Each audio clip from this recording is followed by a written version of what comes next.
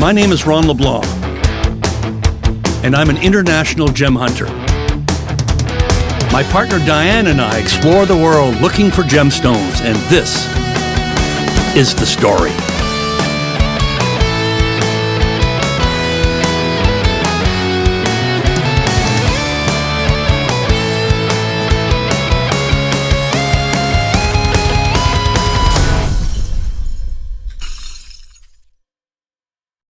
Good late morning here in Tanzania. We're at a lovely place called the Output, and I'm finally meeting the crew here. And I was late coming here. We were supposed to do a 7-day gig here buying tanzanite here in Tanzania, and then we're going to cross over to Kenya and buy some savarite and other stones, maybe some sapphires.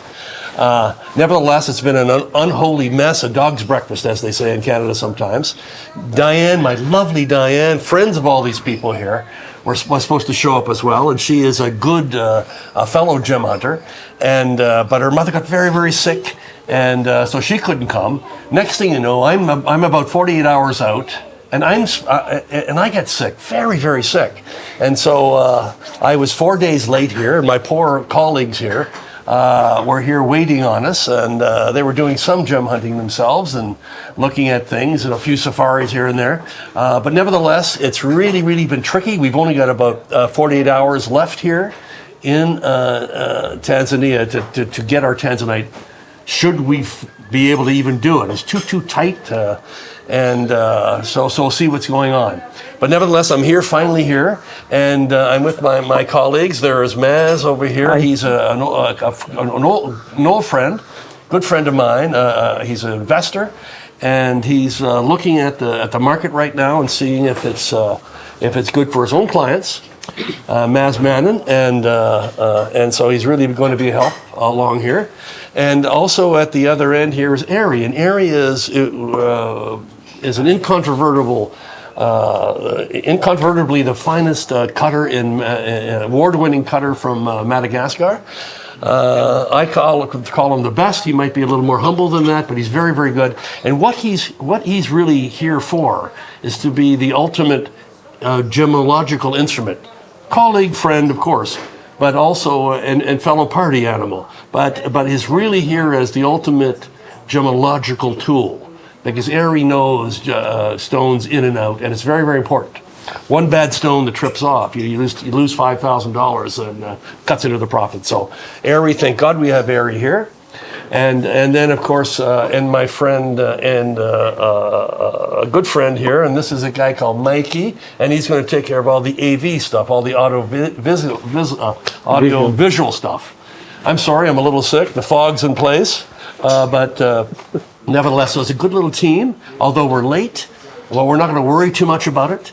We're going to make do in order to get to the end, which is to buy a lovely. My own agenda very clearly is I have about $75,000 I'm buying for a private client, a friend of Diane's. I'll be phoning back to Diane. Diane is a steward of that client, and so that's what I've got to do. But I'm not going to squander the money. I'm probably not going to bring it home. But and also the mandate's pretty good, in as much as that, unlike most mandates, where it's more speculative. This is for a particular client. She wants a particular thing, which is wearable stones, nothing too big. She can't wear, too big to be a cocktail ring, too big to wear. And so it's wearable stones, very, very, very high quality.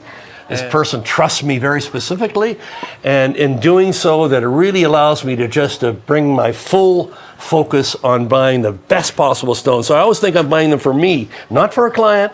I'm not trying to make anybody happy. I'm trying to make me, if I'm happy and I have the eye, then I make my client happy. So I think you have a kind of a similar with your clients, right? Yeah, I do have a similar, right? Or not? Yes, that's right. And in fact, this is what it's all about, because they put their trust in you.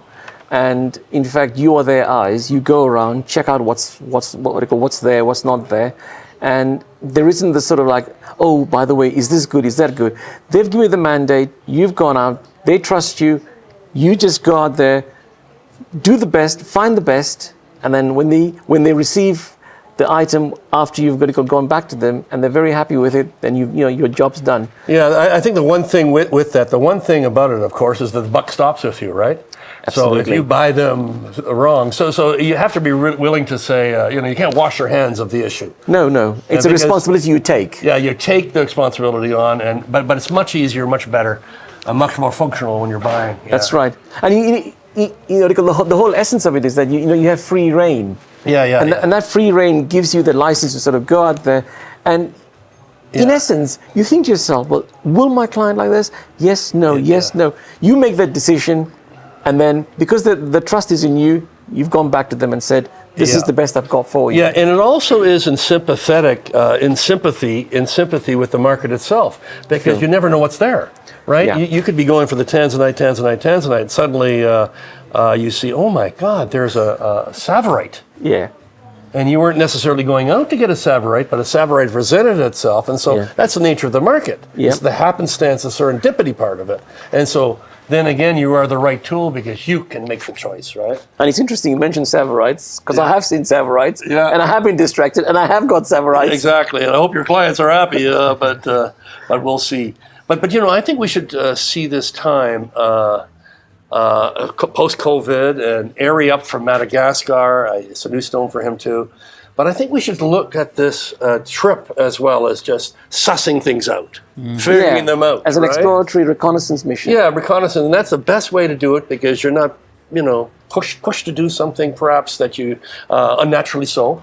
Yeah. And also for me, my God, I'm relearning gemology. I'm relearning Tanzania. I'm relearning Tanzanite.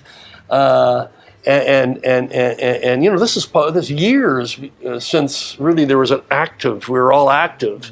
That's right. In buying stones. Yeah, because we were here 6 years ago. Yeah, it was 6 years ago, and things have changed. And I tell you, there's not a lot of information. I don't know if you know. Yes. We were talking about this earlier with Ari about prices. There's no clear price. Yes, right. And I found that because they just see they plunk a price and they say, right, this is what you pay. Yeah. It's a sort of, not subtle, but sort of sometimes almost extreme haggling that get you to understand that, listen, just because we're foreigners doesn't mean that you can put your price up high. Yeah. It's got to be within reason. I mean, we realize they've got to make a profit as well. And there's a codicil, another additional thing to that is just because your contact is the best in the world, it doesn't mean he's going to give you the best price. You're still going to haggle. Yes, that's right. You have to haggle. But to retreat back a little bit, Maz, Ari,